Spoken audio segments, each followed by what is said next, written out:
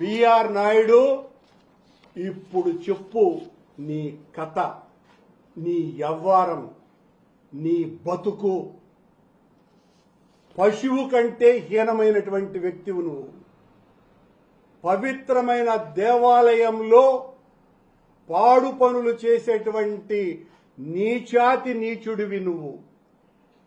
అసలు ముఖ్యమంత్రి అయిన చంద్రబాబు నాయుడు గారికే ఈ ఉత్తరం ఒక బ్రాహ్మణ తల్లి, భర్తను కోల్పోయిన వైదిక బ్రాహ్మణ తల్లి ఇంత ఆర్తనాదం చంద్రబాబు గారికి రాస్తే కూడా పట్టించుకోలేదు అంటే చంద్రబాబు నాయుడు గారు ఉద్దేశపూర్వకంగా ఇలాంటి నీచుణ్ణే టీటీడీలో ఉంచాలా అనేటువంటి అనుమానం ఎవరికైనా రాదా అండి?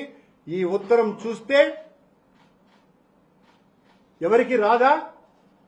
ఉద్దేశపూర్వకంగానే చంద్రబాబు నాయుడు గారు ఈ రకమైనటువంటి వ్యక్తికి ఈ పదవిని ఇచ్చినారు.